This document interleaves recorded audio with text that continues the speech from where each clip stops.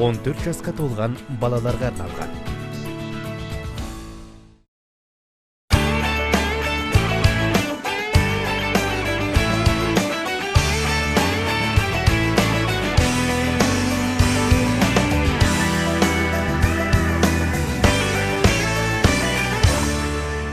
Ассалаумағалейкум. Әр жексенбінің кешінде 11-ші студияның кезекті хабарын күтіп отырған төл арнаның тұрақты көрермендері бүгін жексенбі, яғни 11-ші студия төріңізде деген сөз. Армысыздар?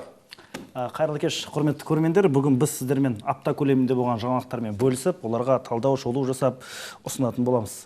Ал, Дәулетхан. Олай болса, әлемнен сәлем айдарын бастаймыз.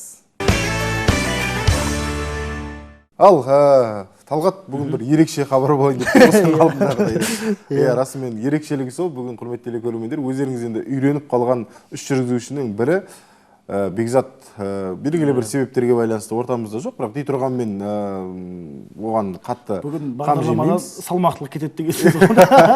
Салихалы әңгіме.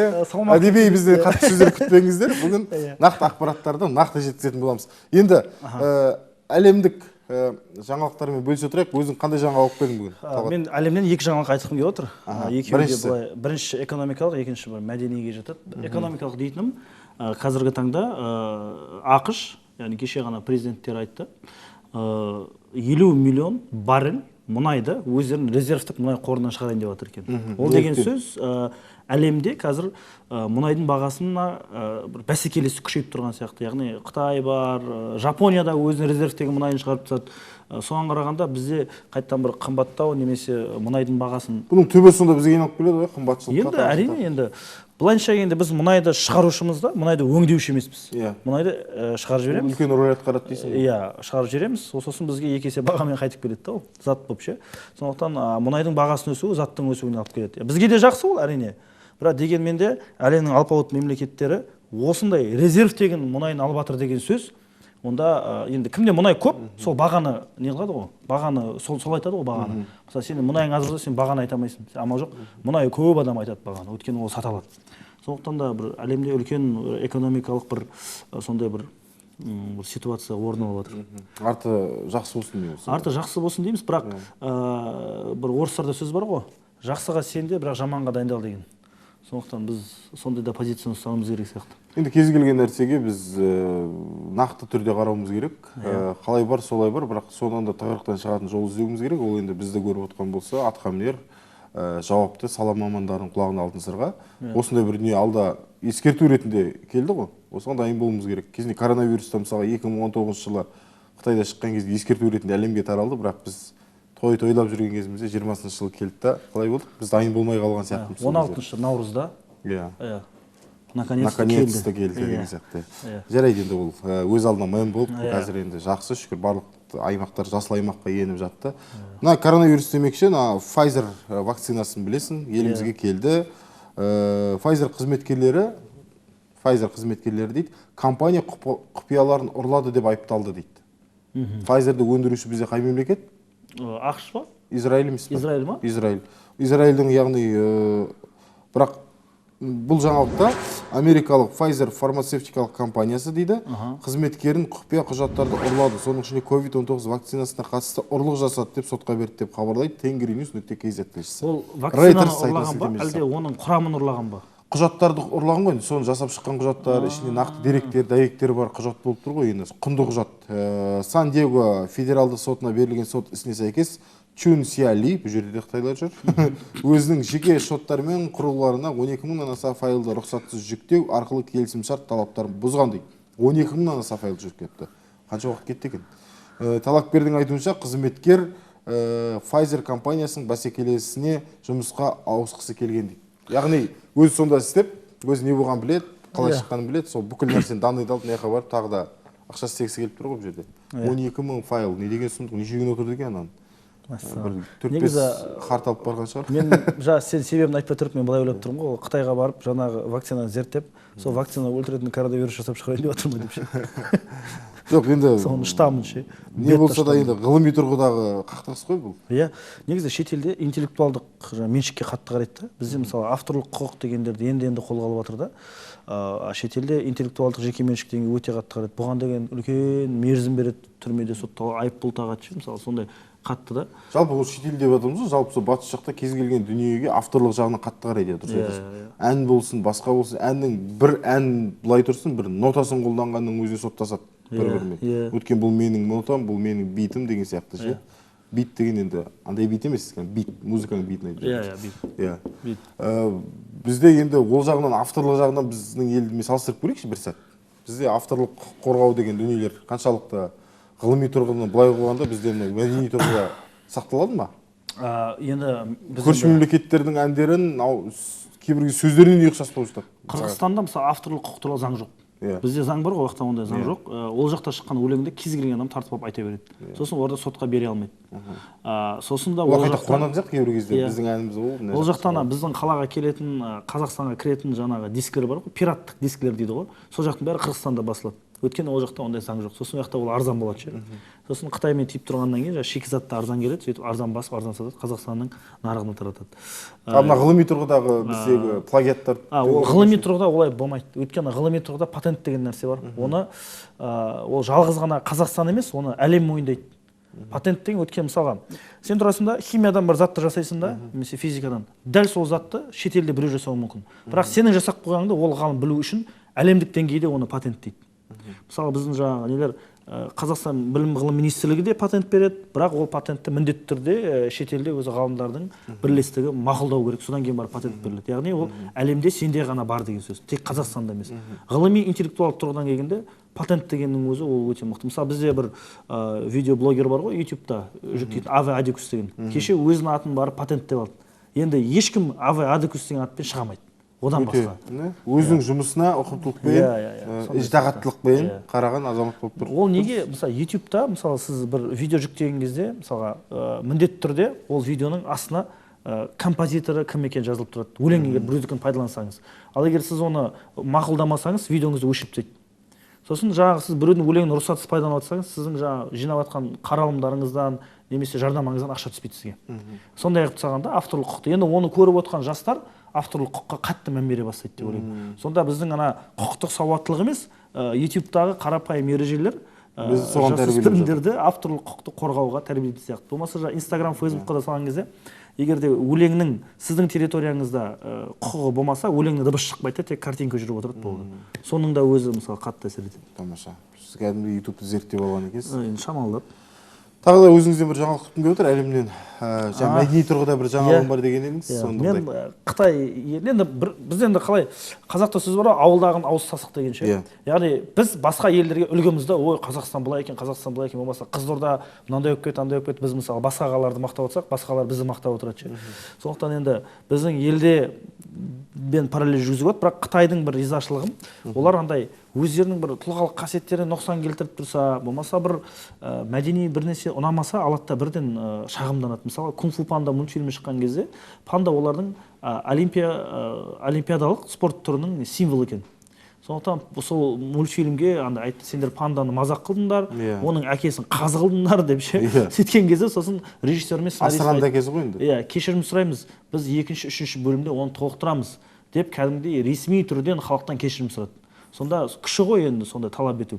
Сосын бір жағынан Қытай үлкен нарық, ол жаққа бүкіл голливудтық фильмдерді кіргісі келеді ақша жинау үшін. Кешеде Dior компаниясы Қытайдың бір қызын сөмкені бет ұстап тұрып, андай шашын бетіп үрпи-түрпи қойып, суретке түсіріп, соны не қылған ғой, жаңағы көрменің бір бөлімі ретінде инсталляция жасап шығарып қойған. Соған Қытай халқы қатты наразылық білдіргеннен кейін Dior компаниясы сайттан өшіріп ол суретті көрмеден алып тастап, халықтан кешірім сұрап отыр да. Жаңа қыздың өзіне сұрамап па, сізге ұнады ма, ұнамады ма? Енді ол Қытай, енді ол модель ғой. Ол модель ол ақша төлегеннен кейін фотограф айтады оған. енді ол келісімшартқа отырып отыр ғой, мен мынандай түсемін деп. А сонда ортада келісімшарт ше? Енді білмеймін ғой, сөйтеді да жоқ деп қоймай ма, мен сізге қарсымын дейді.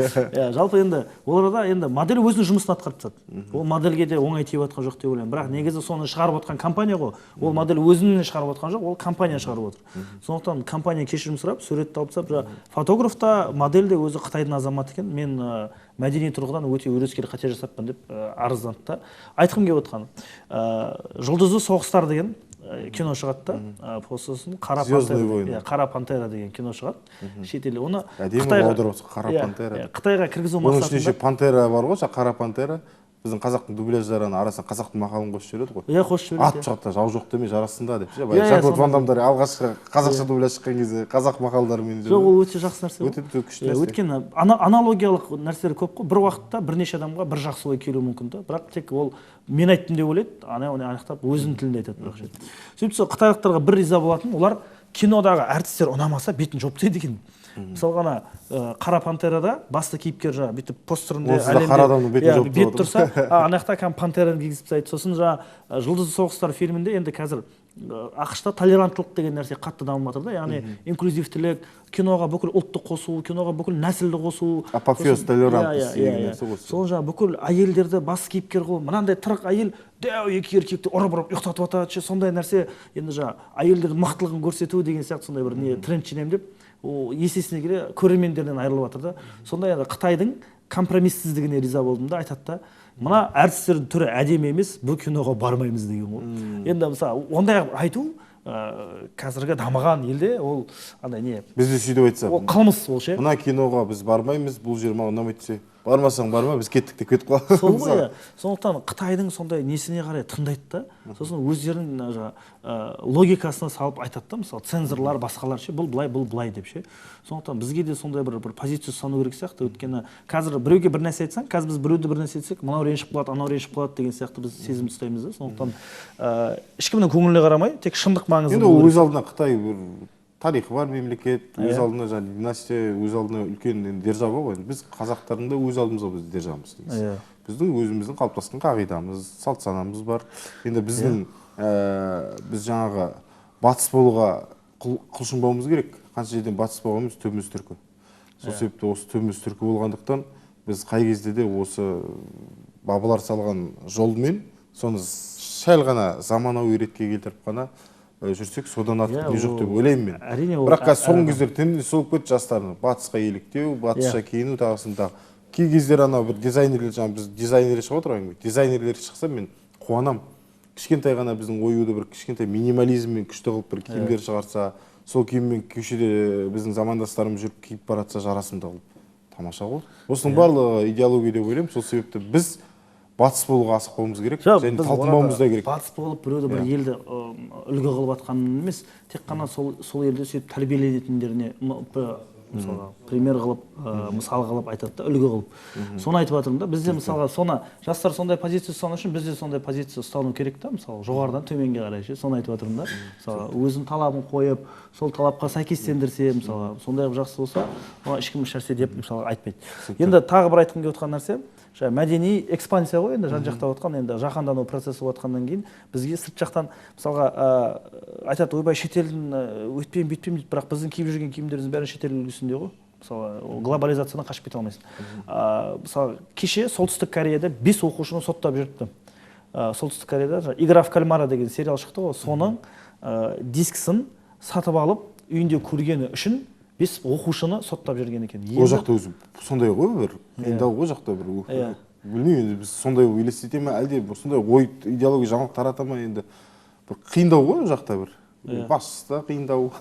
Сол сонда мысалға айтамын да, сонда қарапайым қызығады, көреді, соны көргені үшін сотталып кетеді ше. Солтүстік Корея болса таңғалмаймыз негізі, расымен. Ол жақтан сан түрлі дүниелерге таңғалудан қалдық қой. Кеше бір жас қыз біздің облыста кәсібін ашқан, сол дейді, біздің мемлекетте ешқандай қолдау жоқ, біздің мемлекетте бәрін өзім істеп жатырмын дейді да. Сосын мен сұрақ қойдым, айналайын, осы сен кәсібін біреу тартып алып жатыр ма, болмаса кеп мемлекет тарапынан штраф салып жатыр ма біреу, болмаса андай соғыс болып жатыр ма мемлекетте деймін да, андай бір сенің кәсібіңе кедергі болатын не жағдай болып жатыр деймін да. Ешқандай дейді да, сен соны ең болмаса мемлекеттің көмегі деп түсінсе деп жатырмын да. Былай нәрсе, сен өзің домалатып жатсың, мысалы. Оның критерийлері бар да, енді қазір қонағымыз келген соң ол туралы ол туралы арнайы қазір студия төріне қонағымыз жайғасады, арнайы маман. Сол жағымен сөйлесіп, сол сұхбат барысында осындай бүге-шүгелерін талқыға салатын боламыз. Ал әзірге құрметті телекөрермендер, елден сәлем айдарына кезек берсек деп отырмыз. Қазақстандық колледждерде 50 мамандық жабылды деген жаңалықтан басталып тұр. Білім және ғылым министрлігі сұраныста емес 50 мамандық бойынша колледждерде қабылдауды тоқтатты деп хабарлайды Тенгринюс.kz тілшісі. Білім және ғылым министрлігі баспасөз қызметіне сілтеме жасап дейді. Баспасөз қызметінің хабарлауынша, ведомство техникалық және кәсіптік білім беру мамандықтары мен біліктіліктерінің жаңа классификацияларын әзірлеп бекітті. Бұл өзгерістер колледждерде оқытылатын мамандықтар еңбек нарығының қазіргі сұраныстарына сәйкес келу үшін жасалған. Яғни нарықта керек емес, сұраныс жоқ, 50 мамандық колледждерде жабылып отыр. Дұрыс қой. Мамандықтар енді бізде не үшін гранттар бөлінеді, не үшін білесің өзің жаңағыдай гранттар бөлінеді, сонымен қоса ашылады. Өйткені біздегі мына еңбек нарығында ондай мамандықтар жетпегеннен кейін. Бірақ біздің баяғыдан бері қалыптасқан қағидамызда бірден экономист, бірден юрист, я болмаса бір сондай бір былай айтқан кезде трендовый мамандықтарға ұмтыламыз да, ол жаңа грантқа түспесек те платный оқып, бірақ ол жерде бәсекелестік көп қой. Ал мына бәсекелестік көп мамандықтар былай айтқан кезде тасада қалып қойып жатады. Осы тұрғыда менің ойымша осы бізде әлеуметтік нысандарда жұмыс істейтін мамандар, мысалға жаңағы дәнекерлеуші, тағысын тағы деген сияқты. Соларға алдағы уақытта үлкен көңіл аударылып, соның білікті маман, мүмкін солардың арасынан докторларды да дайындауға болатын шығар, соның кәдімгі зерттеп, ананың құрамын зерттеп, тағысында мысалға құрылыс саласында жұмыс істеу үшін, мықты құрылысшы болу үшін білім керек қой. Енді burada барлығы мектептегі кәсіби бағдарға келіп тұр. Сосын үйдегі ата-анаға мысалы бала 3 тәсілмен таңдайды ғой мамандықты. Бірінші өзі жаны қалап барады, екінші әке-шешесі айтады, мен сені мынаған түсіре аламын. Давай сен осыны оқы дейді. Үшінші ол амал жоқтан жинаған балына сәйкес, я серпінмен кетеді, я бір әйтеуір мамандыққа адам жетпей жатыр деп жүреді, соған түсіп кетеді. Сондай бір тенденция бар. Мектептегі кәсіби бағдар күшею керек. Мысалы, көп мектептегі кәсіби бағдарлы орынбасарлар, директордың еңбек кезет сайтында мамандықтар атылысы бар екен, білмейді. Мысалға, мамандықтар атылысы деген бар. Соның ішіне кірсе, оқушыға түсіндіруге болады да, болашақта 5 жылдан кейін мына мамандық керек. Қазір мына мамандық бүйтіп жатыр екен, мына мамандық сөйтіп жатыр екен деп кәсіби бағдар дұрыс берілмегеннен кейін бізде жұмыссыздықтың саны артады. Жаңа колледждегі мамандықтар мен тізімін қарап шыққанмын, кибертехника, сосын там бірдеңе құрастыру, ана бір оның техникалық базасы робототехника деген нелер бар. Мамандыққа сәйкес келмейді да, сондықтан көп осындай кибер, робототехника, осындай дүниелер кеше біз экспоның кезінде пайда бола бастады бізде. Байқайсың ба? Өйткені ол кезде расымен де, бірақ сол экспо біздің мемлекетке бір пайдасы, бір сондай бір серпілістегі жастарды көзін аша білді, соларға жол сала білді. Сол көрмеде жан-жақтан келген дүниелерді біздікілер барып көріп, жақсылыққа ұмтылды. Жақсыны көрмекке деген осы жерден шықса керек. Астана хаб шықты, мысалы, мықты проекттер көп болды. Жалпы мықты проекттер көп болсын деп дейміз, және мықты мамандар көп болсын, өйткені елбасымыздың өзі айтады, жалпы болашақ білімді жастардың қолында деп, сол білімді жастарға да осы күні кеше тұңғыш президентіміз елбасы Нұрсұлтан Әбішұлы Назарбаев арнайы өзі телеэкрандарға шығып, жолдауын жасап, алдағы уақытқа болашақтағы жұмыстарын былай айқындап бергендей болды. Реттелетін жұмыстарды, айтылу керек жұмыстарды, енді алдағы уақытта осы бағытта жұмыс жасайды деген ойдамыз жастарымыз. Тағы да бір жаңалық, ЛРТ деген сөз енді бізге таныс болып қалды құлағымызға, бізде болмаса да. Нұр-Сұлтан қаласындағы ЛРТ-ні білесің, артында қандай дүниелер болды, айқай-шу болды. Молда барып, Құран оқитын жер келесі мақтаватқан кезде. Енді сол ЛРТ Алматыға да келіп жатыр енді. Бірақ Астанадағы сценарий қайталанбайды депті Алматы әкімінің орынбасары. Талғар деген аудан бар, Алматы облысына қарасты. Соған қарай кептеліс деген, мен Алматыда жиі болам, кәдімгідей сағаттап тұратын кептеліс болады. Мен соның алдын алу үшін Талғар бетке қарай үлкен ЛРТ салынатын болып шешілген екен. Бірақ бұл ЛРТ Астана сценарий қайталанбайды. Яғни бұл жердегі ЛРТ уақытында сапалы түрде бітеді деп уәде етіпті. Уәделеріңізде тұрыңыздар. Ол жақта да қанша халық бар, ел бар. Осы ЛРТ-ның бір жақсылығын көрсін. Тек қана жаңағы әңгімемен қалып қоймасын деп тілейміз. Мегамозг деген мультфильмді айтады да. өздеріңізге ең жаман ситуацияны елестетіңіздерші дейді да. Елестеттіңіздер ма дейді. Иә десе, қазір мен жасайын деп жатқан нәрсе 10 есе жаман болады. Сол сияқты Астанадағы сценарий қайталанбайды, одан да жаман болады деп тұрмаса бар еді. Иә, ең бастысы енді расымен атқа мінген азаматтар, шенді шекпенділер, осының айналасында жауапты азамат, мамандар барынша халықтың игілігіне жұмыс жасап, осы ЛРТ бұл нешін салынады? Бұл біріншіден біздің өскеніміздің, мемлекеттің өнгендігін, онан қалды біздің инфраструктурамыздың әлдеқайда алдыға қарыштап бара жатқан көрсететін бірден бір нысан осы деп ойлаймын, және осыны таза адал түрде орнап шықсаңыздар деп сұраймыз. Сен бүгін мотивацияға тойып шықтың ғой. Мотивация. Мен өзім ғана емес, сіздерге де мотивация беріп отырмын. Бүгін кәдімгідей оптимист болып отырсың ғой. Енді елден жаңалықтың соңғы түйін бір қайғылы жаңалықпен түйіндейін деп отыр, өкінішке орай. Расымен енді әлеуметтік мәселе толыққанды біз мемлекетте мықты деп айтуға тура келмейтін шығар.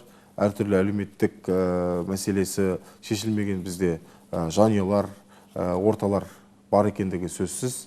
Осының салдары болар Алматы қаласында 28 жастағы ана өмірден базы кешіп,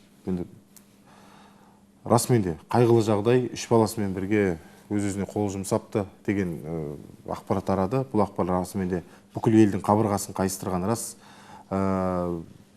Кеткен адам жайлы жаман нәрсе айтуға болмайды. Біз өз атымыздан сол отбасыға қайғыра көңіл айтамыз, ел болып көңіл айтамыз. Балдардың рухы пейіште шалқысын деген тілек жеткізгіміз келеді. Олай болса, Тәке, дәл қазір студия мейманына кезек берсек деген ниет танытып отырмын. Бүгін бізде студиямызда өте ерекше қонақ.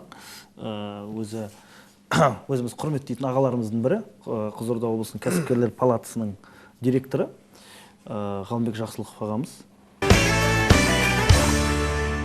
Құрметті көрермендер, студия мейманы келіп ортамызға жайғасты. Құрметті Ғалымбек Жақсылықұлы, қош келдіңіз. Студияда енді біздің 11 студия осындай кең пейілді, кең дастарханды, еркін форматтағы бағдарлама. Сол себепті арқаны кеңге жайып, барынша бүгін осы өңіріміздегі кәсіпкерлердің жағдай төңірегінде әңгіме өрбітсек деп отырмыз. Жалпы қазіргі таңда өңіріміздегі кәсіпкерлердің жағдайы қалай? Осындай бір қарапайым сұрақтан бастасақ.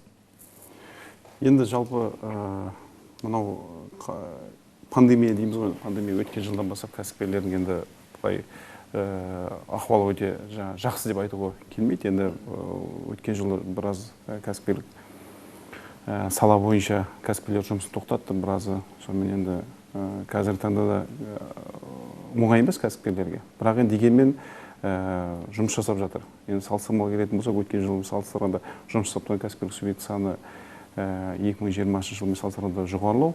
Бірақ енді дегенмен әлде де қиындау кәсіпкерлерге жұмыс жасауға.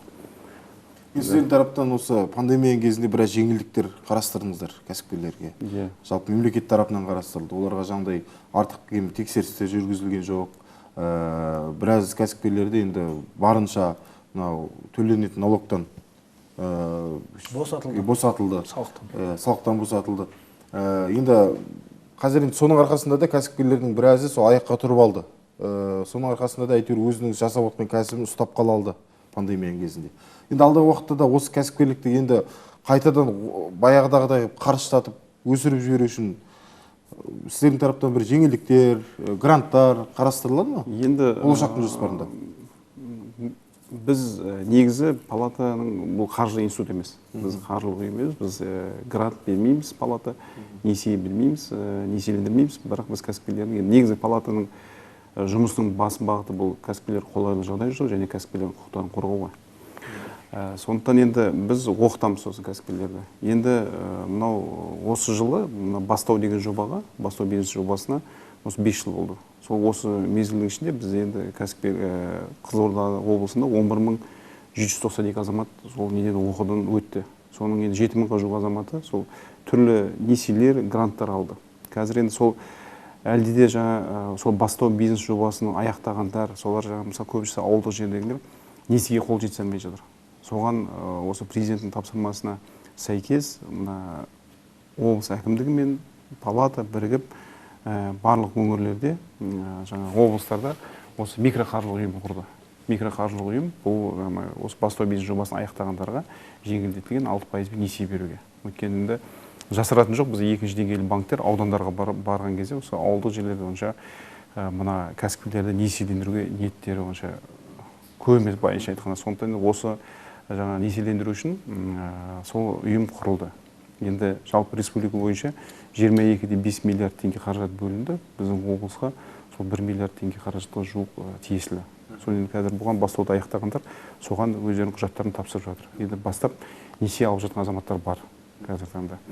Сосын енді бұған жаңағы енді бұл оқыту басқа жеңілдіктердің тарапынан біз енді өзіміз ұсыныстарымызды береміз. Өткен жылы шын мәнінде мысалы мынау пандемияның әсіресе мына өздеріңіз естеріңізде мына ненің наурыз айында 16-дан бастап не пандемия шектеу шаралары болған кезде бізде қаланы блокпостқа қойып басқа нәрселер басталған кезде сол кезде біздің мынау сол көктемгі егін жұмыстарына тура келді ғой. Сол кезде біздің енді мамандар да осы ауыл шаруалармен де бірігіп көп жұмыстар атқарды.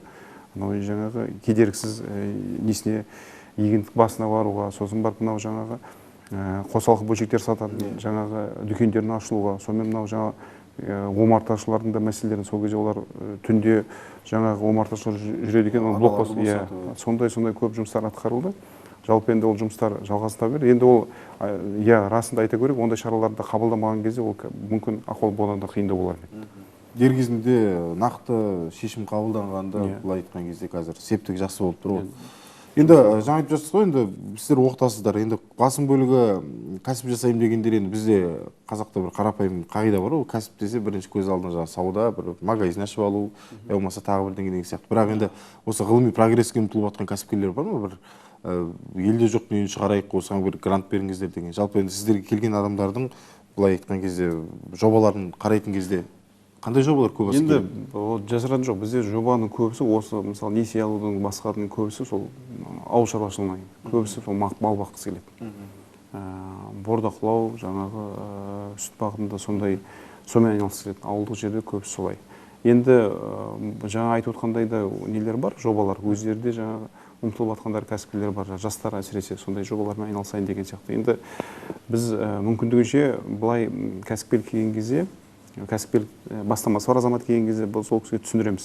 Мына жобаның енді қаншалықты бәсекеге қабілетті басқа. Енді былай айтқанда көп жағдайда ең бірінші мен жалпы бизнеспен айналысар кезде бірінші кезекте анау былай салыстыратын болсақ, өндірістік құрылғыны әкеліп қоюмен осы шыққан өнімді сатуын егер не алатын болсақ, бірінші кезекте мына сату жағын өсіру керек та.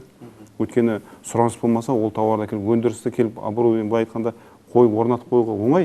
Оны әрі қарай мәселе жаңағы шығарған өнімді сатуда мәселе. Оның тұтынушысы болмай жатса, ол яғни оның бизнес тұрып қалды деген сөз. Сондықтан осы бизнесті бастар алдында ең бірінші осы маркетингтік зерттеулер жасау керек. Енді бұрын мысалы маркетингке былай қарағанда бір алыс дүние, ол бізге қатысы емес, сондай сияқты көзқарас еді. Қазір оған осы кәсіпкерлік бастамасы бар азаматтар бұған көңіл бөліп уже қарап, ол қалай болады екен деген сияқты. Сондықтан енді шын мәнінде оған көңіл бөлетін нәрсе аз-маз болса да бір талдау жұмыстар жасалу керек. Кәсіп деген жалпы тәуекел ғой негізі. Кез келген нәрсе бізде тәуекелге жаңағыдай тәуекел деп бастайды ғой кез келген нәрседе. Оның ар жағында енді сен нөлге кетесің ба, әлде табысқа шығасың ба, ол енді уақыттың еншісіндегі не. Осы тұрғыда кез келген кәсіпкер басында нөлге жұмыс істейді, одан кейін пайдаға жұмыс істей бастайды.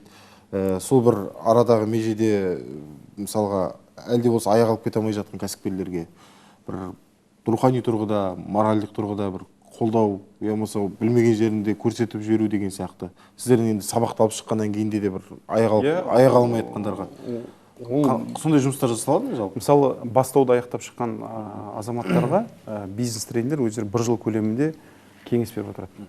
Былай айтқанда сүйемелдеп отырады. Олар қарап отырады, бизнес қалай жүріп жатыр, не жүріп жатыр деген сияқты. Соны біз енді өзіміздің тарапымызда кәсіпкерлермен кездескен енді қабылдауларға біздің енді есігіміз алдын ала палатаға жазылудың керегі жоқ. Кез келген уақытта келе береді, онда ешқандай мәселе жоқ. Алдын ала жазылып бір. Сол кезде түрлі мәселелер болады. Сондықтан ол кісілерді келген кезде проблемасын айтқан кезде тыңдап, сосын біз өзіміздің де бағыт-бағдар беріп отырмыз. Бағыт қалай болады деген сияқты. Кей жерлерде кейбір мәселелер білмей жатады. Сондықтан енді Жалпы ол біз бұрын айтып келатырмыз, кәсіпкерлер палатасы ол кәсіпкерлердің қара шаңырағы ғой. Кез келген уақытта келіп, осындай қандай мәселе бар айтсын. Енді осы тұрғыда заңды сұрақ деп ойлаймын. Талғат, сіздердің енді жалпы қанша қазір бизнес тренерлеріңіз бар, және қанша ай көлемінде оқытасыздар азаматтарды? Енді құлағдар қалай бізді көріп отыр? Енді болашақ кәсіпкерлер. Жалпы биылға біздің жаңа облыс бойынша 2,5 мың азаматты мынау бастау бизнес бойынша оқыту биылғы жылдың осы жылда оны орындадық, жоспардан асыра орындадық. Енді сабақтың бәрі осы жыл онлайн, былтырдан бастап онлайн болып жатыр ғой. Несі ұзақтығы 21 күн. 21 күн оқытады. Ол жерде енді негізі кәсіпкердің негізін үйретеді, ол кәсіпкерлік негіздерімен. Ол жерде кейбір азаматтар қателесіп айтуы мүмкін, мен жаңа специализация жағын ойлайтын, біз жаңағы тігін жағын, басқа жағын жоқ олаймыз. Бұл жерде кәсіпкерліктің негіздерін үйретеді. Жаңа бухгалтерия, бизнес қалай жүру, менеджмент, маркетинг, басқа деген сияқты 21 күн оқытады. Содан кейін бір ол өзінің жобасын дайындайды, жобасын қорғайды. Сосын жаңа мысалы грант бар, басқа неге барған кезде сол кезде тапсырып, сол кезде тағы да қосымша жобаларын қорғап жатады. Бизнес тренер енді әр ауданға тиесілі бір бизнес тренер бар. Солай. Бәрі жаңа бизнес тренер көбісі тәжірибесі бар, біраз жылдан бері осы басталғаннан бастап сол жаңағы тренинг жұмыспен айналысып жатқан азаматтар. Қазіргі заманда мынандай тенденция бар да, айқайлағандар өзін дегеніне жетіп жатады ше. Бір жаққа барып есігін қағып айқайлап ойбай салып жатса, олар дегеніне жетіп жатады. Мысалы бізде Қызылордада андай бір дұрыс емес бір нәрсе болды да, кезекке тұрып бір 500 мың теңге грант бөлініп барлығы. Содан барлығы не қылып, мысалы 1 миллиард бөлінді дейік, мысалға 100 адам құжат берді, 100-дің бәріне бөліп берген, мысалға әділетсіз болады да. Соның ішінде мысалы іріктеу жүреді. Енді сондай ақша бөлу барысында сіздер қаншалықты рөл атқарасыздар, қатысасыздар, мысалға қандай критерийлер қоясыздар? Әділетті болу үшін ғой. Бұл енді сұрақты екіге бөлейік. Мысалға жаңағы мен айтқан 1 миллиард қаражат ол несие. Ол несие, ол грант емес. Біз өзіміз жалпы негізі несиеде грантта бермейміз өзіміз. Бірақ мына жаңа аталған жаңағы микроқаржылық ұйымда біз әкімдікпен бірге соның учредителіміз, үйлестіруші соның несінде бармыз. Ал грант беру жағына ол жақта оның комиссиясы бар. Оны енді ол комиссия шешеді қалай не алатыны. Бірақ енді жаңа сіз айтып отырған сұрақ, ол шынында қазіргі таңда қоғамда болып жатқан нәрсе. Жаңағы былай айтқанда көп айқайласа тезірек мәселе шешіледі. Кеше бір Фейсбукта мен сол жерде оқып қалдым. Айқайласа мәселе шешіледі деген сияқты. Енді менің ойымша бұл жерде енді былай айтқанда осы барып тұрған құзырлы органдарында қызметкерлерде өзінің жаңағы несін жаңағы заңды тұрғыда құқықтары, міндеттерін олар жақсы білу керек деп ойлаймын. Өйткені ол мәселе болды, осы жылы көктем айларында сол жаңа мына ненің грантқа қатысуға мүмкіндік бар, соған направление береді деп, сол кезде жұмыспен қамту орталығынан барған мәселелер бар. Енді ол жерде бір жағынан айта кету керек,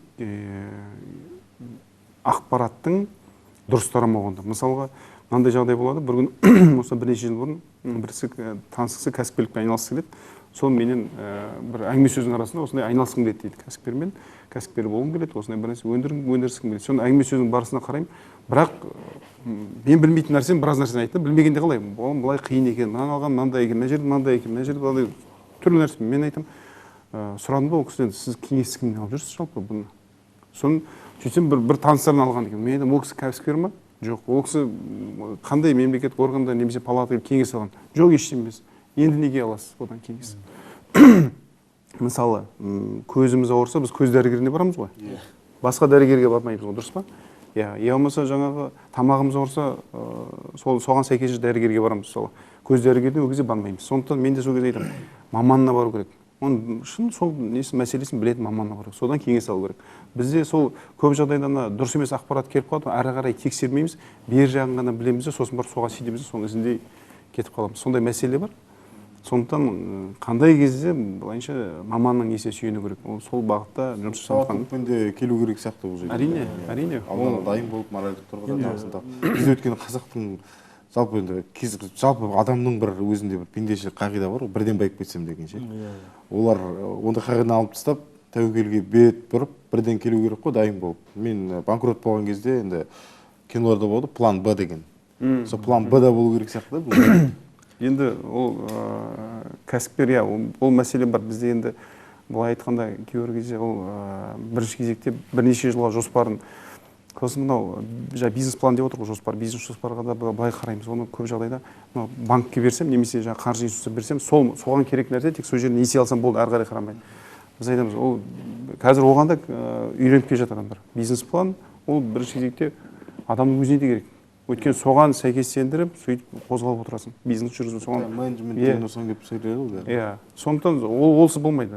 Оған да қарап отыр. Оны бизнес план қатып қалған нәрсе, оны кезінде өйтіп не қылып отыруға болады, жаңағы қазіргі жағдайға байланысты оны өзгертіп отыруға болады. Соның өзін келтіріп жаңағы былай айтқанда настройка дейміз ғой, сондай жасап отыруға болады. Бірақ ол керек кәсіпкерге. Өйткені қай бағытта жүріп бара жатсың, дұрыс па, дұрыс емес па деген сияқты оны қарап отыруға.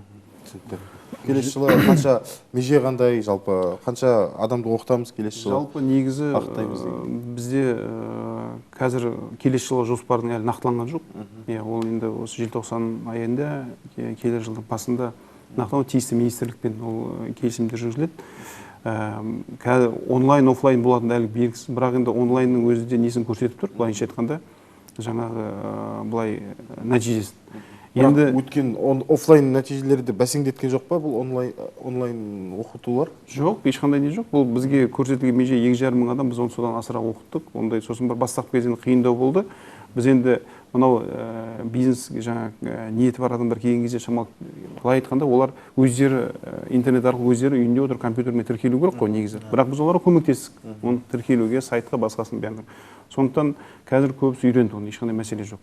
Енді мына цифрландыру деп жатырмыз ғой. Біз енді бұл бағытта да палатаның да өзі сондай нелері бар. Өйткені болашақта осы цифрландыру бағытында. Сондықтан бұл онлайн, офлайнға өте ме өтпей ме ол белгісіз. Бірақ енді бұл бағытта да былай заманға сәйкес Атамекен палатасы соған жұмыс жасап жатыр.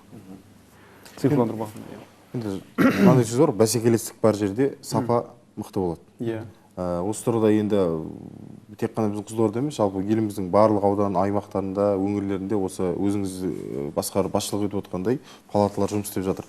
Осы тұрғыда бір мониторинг жасалады ма? Осы өңірлер арасында оқыту барысында біздің өңіріміз алдыңғы жылы ана өңірден басымырақ түсті деген секілді. Осындай бір мониторингтер жасап отырасыздар ма?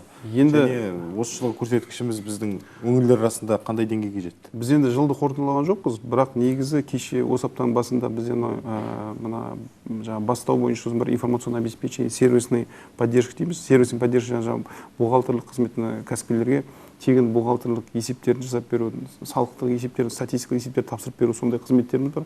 Заңгерлік қызметтеріміз бар, сондай сияқты маркетинг қызметтер көрсеткіштер бойынша сол кеше осы дүйсенбі күні болған біздің неде біз содан барлығын 100% орындап, артын орындап тұрмыз. Тамаша. Иә, біздің Қызылорда облысы. Соны енді бұл көрсеткіш бойынша бірінші орында тұрмыз негізі. Тамаша. Ал не бойынша, ал көп көрсеткіш бойынша әлі жыл қорытындылаған жоқ. Ол енді не қылады. Бірақ біз енді оның мерзімінен бұрын оны орындап тұрмыз. Жалпы кеше неден. Осы неде. Дүйсенбіде болған ақпараттан. Дәл осы межеден таймай, көш басында тұрып, көшбасшы кәсіпкерлер дайындаудан таймай жүре беріңіздер. Рахмет. Жұмысыңызға сәттілік тілеп. Аумин, рахмет. Бүгін уақыт бөліп келгеніңізге алғыс айтып, әңгімені осы жерден түйіндесек па деп отырмыз. Құрметті Ғалымбек Жақсылықұлы, уақыт бөліп келгеніңізге алғыс білдіреміз. Құрметті телекөрермендер, 11-ші студия хабарын дәл осы нотада түйіндейміз. Келер аптада жақсы жаңалықтармен біздің студия төрінде жолыққанша аман сау болыңыздар.